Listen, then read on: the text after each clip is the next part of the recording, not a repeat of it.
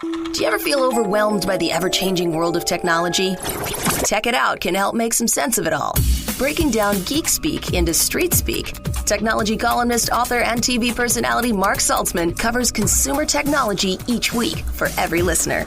Mark tackles the latest news, reviews, and how-tos to help you understand what's hot, what's not, and why.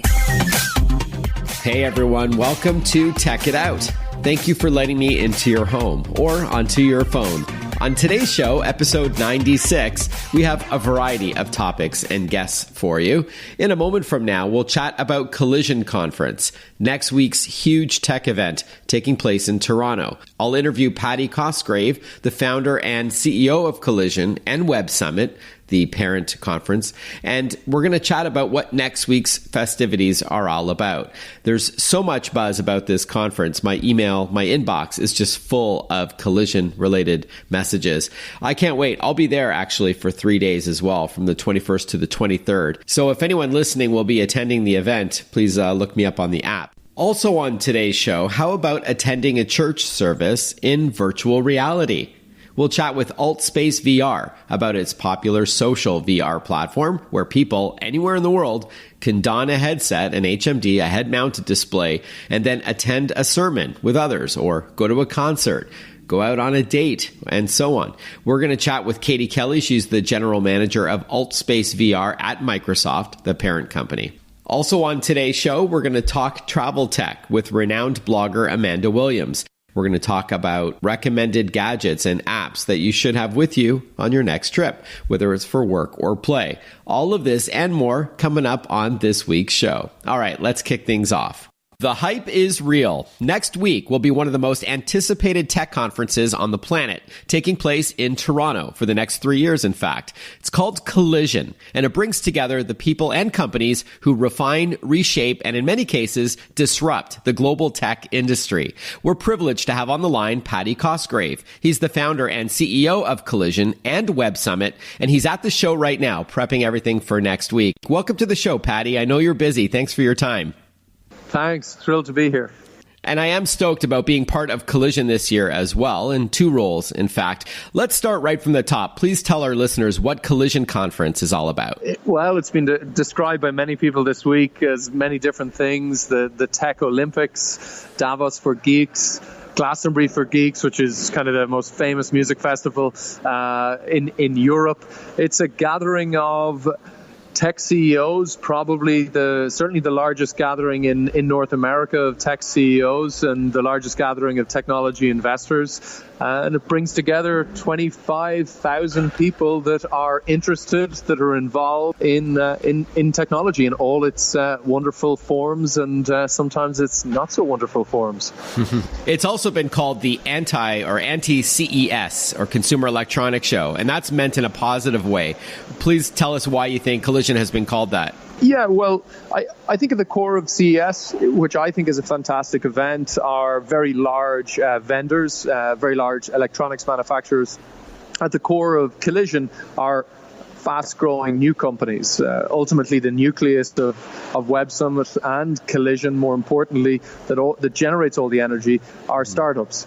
These are companies not just from Canada, the United States, but from more than 120 countries around the world, just building, incredibly exciting new technologies across every sector you could possibly imagine. And to bring all of those companies together is very exciting. And that's what draws out a lot of the large traditional companies who are very interested in these new companies, sometimes because they're getting disrupted and they're nervous that they may no longer be in business if they're a big bank, or because there's actually a service that they think they could actually integrate or use in their business. And it's an incredible melting pot. It brings together all of the most incredible technology journalists literally from all over the world, not just from New York and San Francisco, but from Beijing and Berlin. And that makes it exciting, not just by day. The vibrancy on the floor is incredible, but when tens of thousands of people that are so involved in changing all of our futures, when they descend on a city at night, as they do through our night summit, it's quite amazing. Just, you never know who you're going to bump into, the next Mark Zuckerberg or Bill Gates. And the stories that have come out of Collision over the years have been the stuff of legend. And is it very much a networking event as well? I mean, you hinted at it maybe pairing up startups with investors or VCs. Is that fair? That's exactly it. From the very start, our belief always was that conferences at scale are very inefficient. When you put 1,000 people in a room, never mind 10,000 people in a room, it can, certainly in my experience, can become very inefficient. And I think software can change that. It can make it much more efficient and much easier to find the people that you really should meet. And from the very start, we've been at our core, and first and foremost, a software company that creates conferences. And traditionally, conferences take a very long time to grow. You talk about CES, it's a very large, very important conference that happens in Vegas every January. It's more than 50 years old. I mentioned the World Economic Forum, that's more than 50 years old. Even Cannes Lions, the most important advertising and marketing conference in the world, is more than 60 years old. So it's very unusual for an event to scale as fast as Collision has. And we think that's driven by the software that we put into the hands of all of our attendees that makes life very easy for them. So tell us about the app, because I understand, speaking of your software, apparently this is really at the heart of the experience for every attendee. We've spent years building software that we put into the hands of all of our attendees. It's essentially like a phone book in a way. Maybe it's a little like Tinder as well. The software that we build makes suggestions to you of people you should meet, and the more you use the app and the more information you give us, the smarter we get at those recommendations. And at the same time, we're then recommending you to hundreds of other people across the event that we think should meet you. And it puts immense power in the hands of attendees. Traditional software in this space is good, but we think it can actually be great. People that have used our software love it. It's a massive part of Collision. Who are some of the top speakers and other big events that are taking place at the conference? I know you said it's not necessarily the big consumer electronics shows that you might see at CES. So who are you expecting next week? Yeah, that's a very good question. I have to be careful not to kind of pick favorites. There are so many incredible CEOs from many of the fastest growing companies in the world speaking, but sometimes it's quite interesting and refreshing to hear from people outside of tech. And we have a number of actors, Seth Rogen, who I think is fantastic. We've former sports stars like Terrell Owens, but we also have, and I think it's important, dissenting voices. Technology has become such a huge part of all of our lives, and I think in certain instances, whilst it's overwhelmingly good, they can also have some downside. We've seen that with regard to its impact on democracy itself. And we have a number of very important people on stage talking. We have the former chief security officer of Facebook talking about data and the role of Facebook. We have the former mentor to Mark Zuckerberg, Roger McNamee, who just published an amazing book talking about the potential downsides of some of these hugely powerful social media platforms. And I think that's an important debate to have. It's sometimes a difficult debate to have because it can be uncomfortable for certain stakeholders that come to our events, but we feel we have a responsibility not to walk away from difficult conversations, because those conversations are incredibly important. We're chatting with Paddy Cosgrave, founder and CEO of Collision and Web Summit. We're talking about the upcoming Collision taking place in Toronto over the next 3 years. And speaking of Toronto and Canada, the Prime Minister himself, Justin Trudeau, has, I believe, registered to attend. Is he there in an official capacity? Is he on stage? The Prime Minister, we're honored, kind of privileged that he's going to open the inaugural Collision in Canada. I think it says a lot about the mood in Canada at the moment. First and foremost, Canada has remained open for business, whilst some other countries in the world have moved in an opposite and I think more negative direction. Mm-hmm. Secondly, I think there's a new version almost of Canada very much emerging. I believe it's emerged, and that's a tech-driven economy. There are so many notable success stories emerging out of Canada. Shopify, of course, leading the pack, but there are many other companies.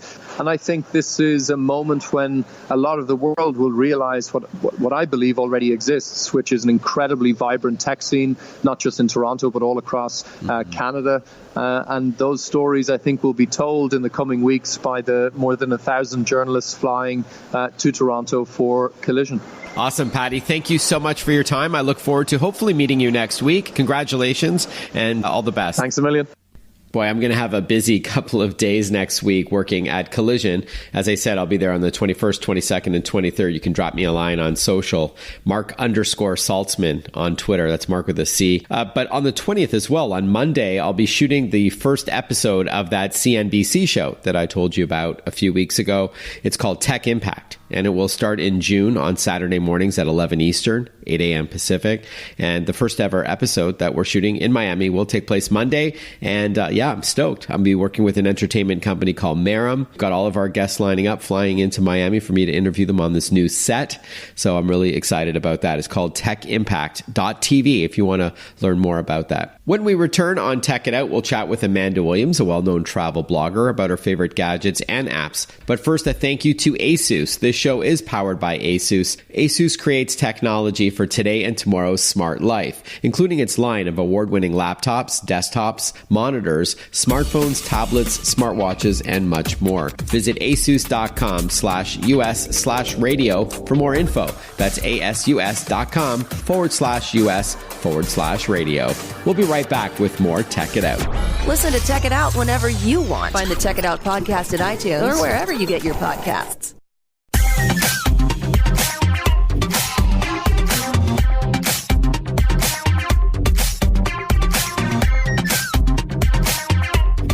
Hey everyone, welcome back to Tech It Out. Don't forget, on the back half of today's show, we'll chat about attending church in virtual reality, or school, therapy groups, concerts, nightclubs, and more. AltSpaceVR will join us to chat about social VR. But first, let's talk travel tech. Spring has officially sprung, and so many are starting to plan a vacation this season or in the summer, whether it's a road trip or a flight somewhere. Maybe it's an overseas bucket list trip that you've dreamt about your whole life. And I do believe that you can enhance your travels by bringing along a few great gadgets. We'll see if my next guest agrees, as she's the real travel expert. We're on the line with Amanda Williams. She's a former journalist who's now an award-winning travel blogger at dangerousbusiness.com. That's dangerous-business.com. Welcome to the show, Amanda. Thank you so much, Mark. I'm glad to be here. I'm going to have to ask you about that URL in a moment, what Dangerous Business is all about. Before we talk about ideal high-tech travel companions, tell us a bit about your work. Yeah, so I am a professional travel blogger, which essentially just means I travel the world and I write about it on my website. So I'm essentially an independent travel publisher is usually the easiest way to explain it to people. And I know we got you in a hotel room right now, so thanks for carving out some time to chat. What city are you in? I'm in Columbus, Ohio. I'm here for a conference of the Society of American Travel Writers. Oh, awesome. Great. Like I said, I basically travel and I write about it. And I've been running my blog for 9 years. It's been my full-time job since the end of 2015. Blogging kind of takes on many different job titles, really. I'm a writer, an editor, photographer. I do some video, social media, and then obviously I'm also running a full-time business. So I wear a lot of hats. Yeah, I found it interesting how you differentiate blogger from journalist in your bio by saying you're a former journalist, now blogger. How do you make that distinction? I mean, it's more a distinction that I think has been made for us. Just like now a lot of us are also being called influencers, which is not a term I personally would use, but a lot of people do use it to describe what I'm doing. So it's just kind of one of those like industry things. But also I feel like when you say journalist, people just assume that you're talking print, that you're talking, you work for a newspaper or magazine, right, or maybe broadcast and that's it. But as a blogger, I do feel like I just do so many other things. And so that's why I'm trying to explain it more as like the independent travel publisher. It sounds like more work, and it is, because like I said, I work a lot more than people realize, I think. And where does the name Dangerous Business come from? So it actually comes from a quote by Tolkien in Lord of the Rings, because I'm a really big Lord of the Rings nerd. Awesome. Okay, yeah, I haven't read The Hobbit or Lord of the Rings in many years, but I missed the reference. But okay, dangerous-business.com is your blog for those who want to read your work. And with that in mind, let's now get to the topic of great tech for travelers. Can tech help you get a better overall experience while traveling? I definitely believe so. Obviously, as a blogger, I travel a little bit differently than most people do. I'm usually traveling with a laptop and a big camera, as well as my smartphone, a Kindle, like all of these gadgety things that the average person probably doesn't travel with. Okay, so let's talk, though, the average person. So someone listening to this radio show or podcast is thinking about going on a trip, and they want to know what they should bring and why. Is there a list of some recommended gear that you would suggest to the average person? Absolutely. So I think, first of all, you're going to want to take photos. People often ask me, do I need an expensive camera? And the answer is absolutely not. You can take amazing photos with your smartphone. But one thing I do recommend, if you're going to be using your phone as your camera or for any other things when you're traveling, I always travel with a portable power bank. Right. So whether it's a case on my phone that has an extra battery, or one that I can like plug my phone into, because when you're on the road, you don't really realize it until your phone is dead, that you're using your phone a lot more than you might when you're at home. Great point. Yeah. So number one, smartphone that keeps you in touch with those who matter. It can organize your travels. And of course, it serves as a great camera and video camera as well. The only exception I may add, if I may, is that if you need zoom, if you want to be able to capture something far away without physically getting closer to the subject, a traditional camera like an SLR that you may wear around your neck, while cumbersome, may do a better job than a smartphone camera. But I agree with you 100%. Absolutely. And there's kind of this quote among travel photographers, or just photographers in general, that the best camera is the one you have with you. Right. So, you don't need to go spend a lot of money on a fancy camera. If you're not used to using one, a smartphone is great. But I do definitely recommend having a way to charge up that phone on the go when you're using it more than you do at home. Yep. So great tip. Have a power bank or a battery pack with you, whether it's a standalone one or it's part of the case. I would strongly recommend that, so you won't be one of those wall huggers at the airport where you're tethered to the wall and you can't go anywhere because you don't want to leave your phone alone. All right. So smartphone and a battery pack or a power bank. What phone do you use, by the way? May I ask you, are you an iPhone girl or are you more of an Android user? I've been using an iPhone for years now, and I'm currently on the iPhone 8, so I don't have the brand new one, but still a pretty decent one. Indeed. We're going to continue our chat with renowned travel blogger Amanda Williams when we return after this short break. She is sharing with us her favorite travel gear, some recommended gadgets, as well as, when we return, some apps that will help you along the way on your travels this spring or summer, be it for work or for play. You can hit me up on Twitter if you've got any feedback. Mark_Saltzman. That's Mark with a C _SALTZMAN. We'll be right back. Stay with us. Want to follow Mark? Google him. Mark with a C and Saltzman with a Z.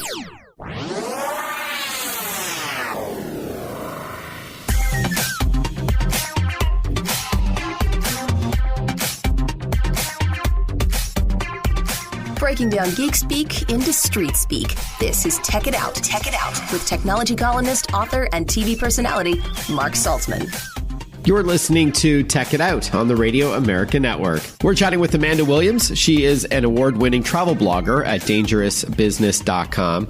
Amanda, what other tech would you recommend for someone to bring with them on a trip, whether it's for business or for pleasure, whether it's a road trip or a flight somewhere? Right. So another item that I really love to take with me on road trips, and I use this at home and abroad, is actually a small Bluetooth speaker, which might sound weird in our age of, satellite radio and all that. But I find that if I'm renting a car abroad or even at home, a lot of times that's not included with your rental. And so instead of paying extra for, satellite radio and all of that. If you just get a really small Bluetooth speaker that you can pair with your phone and then have some music or podcasts or whatever you like to listen to download it on your phone, then that helps you, still be able to amuse yourself on those long driving days without having to constantly change the radio station. That's one of my biggest pet peeves when I'm road tripping. Right. Yeah, that's a great point. Satellite radio is ideal for that because it is national, but usually you don't get that included in the cost of a rental car, or if it is included at all. So it's nice to have a digital means of streaming audio, whether it's an audiobook, a podcast, or a streaming station. Maybe even it's like Spotify or something as well, a streaming service that you can bring with you everywhere. But keep in mind, though, you will need to pay for data if you aren't in a Wi-Fi hotspot. If you are moving, then you won't be in one. So just something to keep in mind. Speaking of audio, what do you think about noise-canceling headphones for long flights? Yeah. So that was also on my list. I personally don't use them. They weirdly, they make my head feel really funny. And I don't know if anybody else has that problem, but I think I've just got some weird inner ear issues that they mess with. But my husband loves his noise canceling headphones, and he wears them around our house and everything to listen to things and not get any of the background noise. But a lot of people love to fly with them. They can kind of help you fall asleep on a plane, which is really great on long flights. I personally just travel with regular earplugs, but noise canceling headphones are a great option too. Did you say that you also bring a Kindle? Do you bring a tablet or an e-reader to read books on the go? Yes, I have a Kindle Paperwhite, and I love it. I used to be one of those people that was very anti-e-readers. I was like, I'll love real books forever. But then I got a Kindle and just realized how great it is to travel with. Another travel tip that I'll mention along with e-readers, if you have a tablet of any kind that you're going to travel with, you can get a lot of guidebooks in digital form now. So Lonely Planet has PDF versions of all their guidebooks. So if you don't want to carry around a physical guidebook, you can actually buy and download the PDF to an e-reader and just have it with you all the time. Oh, that's great. There's also apps that can convert a regular book, like an ebook, into an audiobook by simply choosing some of the accessibility options so you can multitask while you're driving. That's another great tip. As we wrap up, Amanda, how about some apps that you may want to recommend? Sure. So one app that I use is actually called TripIt, just TRIPIT. Yeah, it's a great one. It basically, you essentially, all of the confirmation stuff that you get emailed to you forward to the app, and it kind of just organizes everything for you. So you don't necessarily have to print out every single thing you get via email, which is what a lot of people used to do. We'd travel with these huge folders of, hotel confirmations and rental car info and flight info. And now you can just email it to the TripIt app, and it kind of just organizes everything beautifully for you. So I use that one a lot. I also use the currency converter app, which is just, kind of helpful if you're traveling somewhere that has different currency.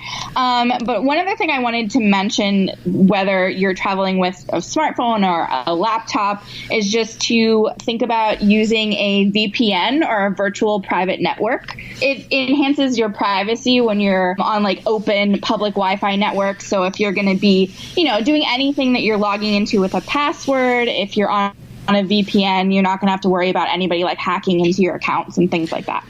Great advice. Last week on the show, we had a VPN 101 discussion. So yes, it does help you remain anonymous while you browse the web. And there are often free VPNs out there like Hotspot Shield or BetterNet that you can install. And then on any device, whether it's a phone, a tablet, or a laptop or desktop, you can you just launch it before you go online, and it does keep your browsing sessions private. All right, Amanda, as we wrap up, what's the best website to learn more? Is it dangerous-business.com? That is correct. That's where you can find me. All right. Dangerous-business.com for Amanda Williams' blog, especially if you're into travel. Thank you so much, Amanda. I really enjoyed our chat. Thanks for your time and your insight. Thank you so much for having me. Before we take a short break and talk with AltSpaceVR about virtual reality and social VR, hanging out with others, maybe in a church service or a virtual nightclub or concert or what have you, I want to thank ASUS, the title sponsor for Tech It Out. I'm actually recording and editing this show on an ASUS ZenBook right now, a 2-in-1 laptop. So it bends back the screen. The touchscreen will bend back 360 degrees on a durable hinge. So it becomes a tablet, should you want one. When you're done your 9 to 5 work life, when you need the keyboard, your 5 to 9 downtime can be flicking through movies or games or photos or what have you. But again, they make some awesome laptops, many other products as well, including if you're a gamer, the Republic of Gamers or ROG line of computers is probably what Asus is best known for. If you're into competitive esports, like playing games online against others, maybe even professionally, Asus's ROG or Republic of Gamers line of desktops and laptops and accessories, very, very popular. In fact, Asus, I believe, is the number 4 or number 5 laptop manufacturer in the world, which is pretty impressive. But in the gaming space, ROG is the number 1 selling brand worldwide, and that's ahead of the likes of Alienware, which is from Dell, Omen, which is from HP, Legion, which is from Lenovo. You get the idea. But the ROG line and Asus line of gear is well worth the money and will last you a long time. I've had this laptop, in fact, for a very long time, and I get compliments all the time on it because I think also this really cool sort of navy blue finish with a gold trim looks pretty sweet with a illuminated keyboard. People often ask me on airplanes what I'm using. So again, when we return, AltSpaceVR, a company owned by Microsoft, to talk about social virtual reality. If you've got any questions for me, you've got suggestions on an upcoming Tech It Out, you've got a guest you'd like me to interview, even if it's your own company or what have you, would love to hear from you on social media. I'm at Mark_Saltzman on Twitter. That's Mark with a C_SALTZMAN. I'm also on Instagram, Facebook, YouTube, and LinkedIn. We'll be right back with more Tech It Out. Don't touch that dial. Stay with us. We'll be right back. Breaking down geek speak into street speak. Tech It Out, hosted by Mark Saltzman.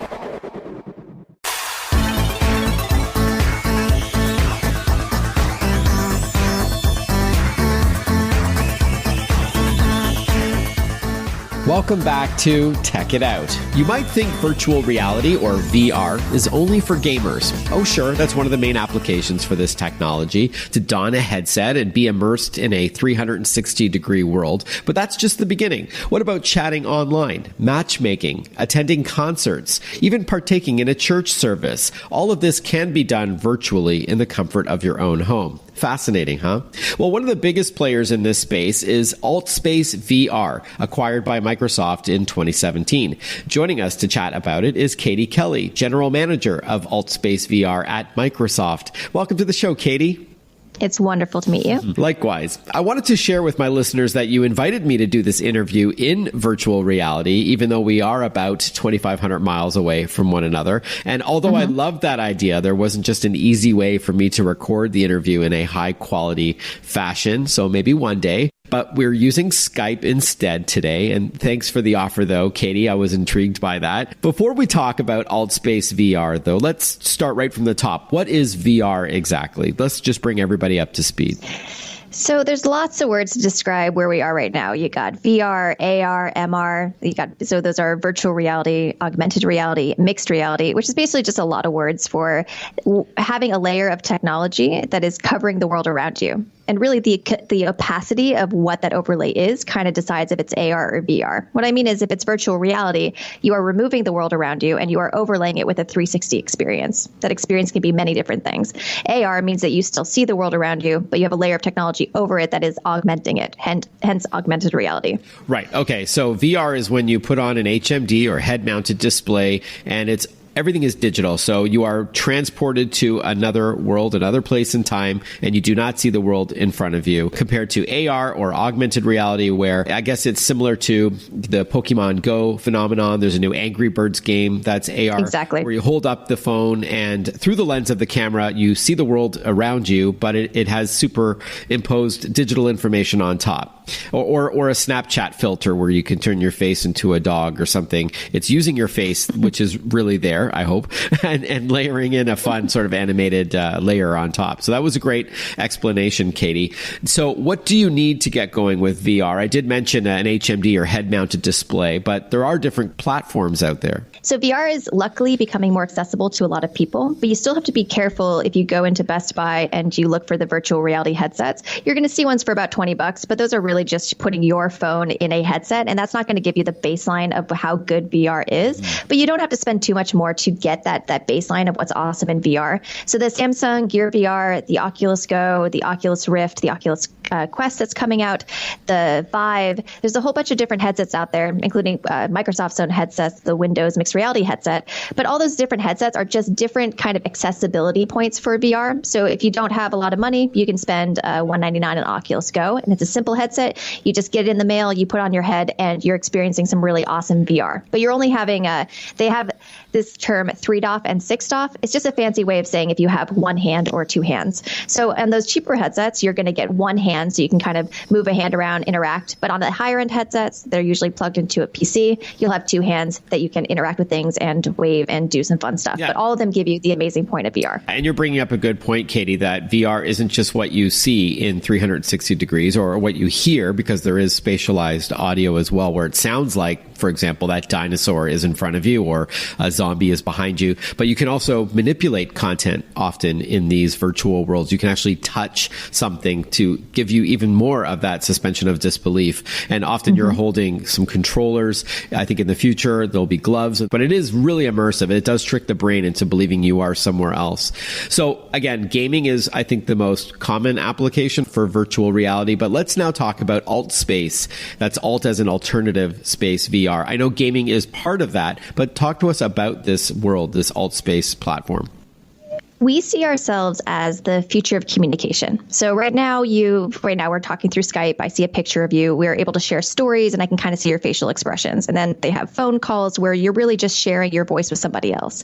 But what's next? And we think what's next is actually being able to share experiences with people. So instead of traveling around the world and going to New York City from where I am in Washington, I can pop on a headset and suddenly I see somebody also in their headset, and they appear to me as an avatar, and I'm able to speak with them. So AltSpaceVR is a social VR platform, which basically is anybody around the world can put on a headset, and you're in a room with other people. And we have anywhere from 5 to 10 to 20 to 30 to 1,000 people all experiencing something together. And so our goal is what to do with you while you're there. So we're in the future. So now what do? We have comedy shows. We have yoga classes. We have meetups. We have everything from an LGBT meetup to Alcoholics Anonymous to people just doing tech talks and talking about their favorite Game of Thrones episode. And so AltSpace is kind of whatever people can think of it and kind of imagine it to be. But it's basically getting people in a room together, all in their VR headsets, and being able to communicate together in one space.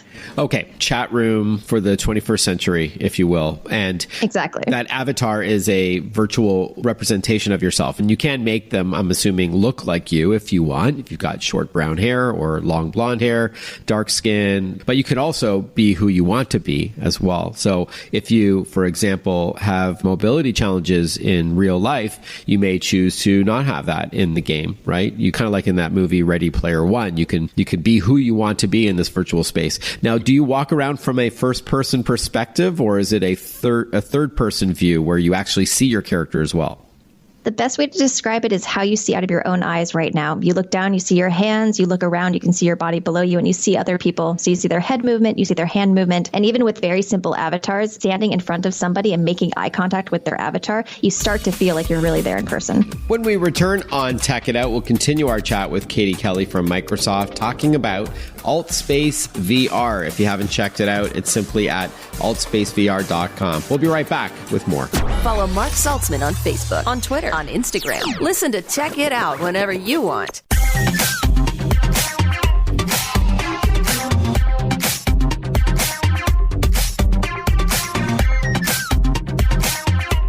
We're chatting with Katie Kelly, General Manager of AltSpaceVR at Microsoft. I read in USA Today, one of my colleagues wrote about people attending a church service in virtual reality. Talk to us about that. Oh my goodness. People are coming up with so many creative ways to use this space. So DJ Soto has been with us for a number of years, and he holds a weekly church service on Sundays. It was one of our earliest events that our users put on. And we have anywhere from 70 to 100 events a week. So like I said before, we have all sorts of different meetups, including LGBT meetups. We have Shabbats on Fridays. We have Wiccan meetups, and then we have church on Sunday. And so what DJ Soto has done is create an entire environment where he has pews set up and he has a display behind him that he can put up music videos, and people sing and they worship and they come together in a virtual space from around the world, atheists, Christians, everything alike, and they share in this experience together. I'm chuckling at the idea of an atheist attending a church service, but hey, anything goes in virtual reality, I guess. Exactly. All right, so I want to chat about getting going. Earlier, we talked about all the different kinds of VR there is. It can be a bit overwhelming. So there are ones that you put your phone in. There are standalone headsets where you just download the content wirelessly. There's one that you plug into a video game console. Others, you need a computer. So where is AltSpaceVR available? Hopefully it is cross-platform, meaning it's not just tied to one type of VR headset. And how much does it cost to get going? We are a mobile-first cross-platform app. So we are one of the most accessible social VR platforms on a VR device. So you can use an Samsung Gear VR, an Oculus Go, Windows Mixed Reality headset, Vive, and Rift. So that kind of covers all of your from desktop to mobile headsets. And then we will be on the Oculus Quest coming in August. And so that'll be one of the most easily accessible, highest-end VR headsets out there. Yeah, great. And again, that's one of those headsets where you don't need to plug it into anything, nor do you have to snap a phone in to the front of the visor. It just wirelessly joins the internet, and then it's got some built-in storage, and I believe you can expand it. But the idea is that you can download content wirelessly and then run it right off of the headset. Exactly. Okay. And we're also in 2D too, so you can download us onto PC desktops, and you can play us like a game that you would play normally. Is there a fee to join AltSpaceVR? No, we are free and open. Our goal is to create communities and see what people want to do in a virtual space and hopefully delight people. And what's the best website to learn more? If you go to altvr.com, altsspacevr.com, both of those work, and then you can find out how to get us. All right. Katie Kelly, thank you so much for your time. I look forward to seeing you in virtual reality. Thank you. It was a pleasure. Thank you. We have time to dip into the old mailbag. If you have a tech question for me, you can also write me at tech@marksaltzman.com via email. That's TECH@MARCSALTZMAN.com. Or you can hit me up on social media. I gave out some info earlier. On Twitter, I'm at Mark_Saltzman. That's Mark with a C again. All right. So Smita writes, I back up all of my pictures, music, and video on an external hard drive, but how long will that drive last? It's a great question, and the longevity of a hard drive has been hotly debated for decades. A recent study by Backblaze, an online backup company that keeps more than 100,000 hard drives spinning all the time, found that 80% of hard drives will last 4 years, and that's the length of the study. Hard drive makers will likely tell you these external drives can last much, much longer. But the best thing to do to protect your valuable info is to hedge your bets and have a few different backups just in case. I'd strongly recommend the following. Buy 2 or more external hard drives from a reputable manufacturer, and once you load them up with files, again, that can be documents, irreplaceable photos, and home movies, and so on, keep them in different locations, such as a safety deposit box or a trusted relative's house. Otherwise, in case of fire or flood, your backup drive could also be destroyed along with the original. Secondly, load up important documents and photos onto any spare flash drives that you may have lying around, like a USB thumb drive, one of those little thumb sticks, or an SD memory card, and also keep them in a safe and dry place. If desired, Windows and Mac users can easily add a password to those drives so no one can access your files but you. Finally, be sure to take advantage of free cloud services that let you back up, store, and access your files online, be it through a password-protected website or an app on a mobile device. Examples of popular cloud services include Microsoft OneDrive, Apple iCloud, Google Drive, and Dropbox. You'll typically get about 5 gigabytes of storage on average per account, and that's for free. You could pay a little bit on top of that as well. So again, you can hit me up with any of your own tech questions, tech@marksaltzman.com. And don't worry if you think it's a dumb question, because chances are it's not. And if you've thought of this question, chances are someone else has as well. But you're going to get the answer and they're not, unless they're listening to this radio show or podcast. And on that note, if you do like this podcast, which is on iTunes and Google and Blog Talk and Spreaker and TuneIn and so on, please tell a friend or a family member or a colleague about it. You can also give a review of Tech It Out. I hope you enjoy it, but we are starting to see some reviews. As we wrap up the show, I want to thank my sponsor one last time. Tech It Out is powered by ASUS. For those in search of incredible, visit asus.com for more info. Have a great rest of your weekend, everyone. Speak to you next time on Tech It Out. Bye-bye for now.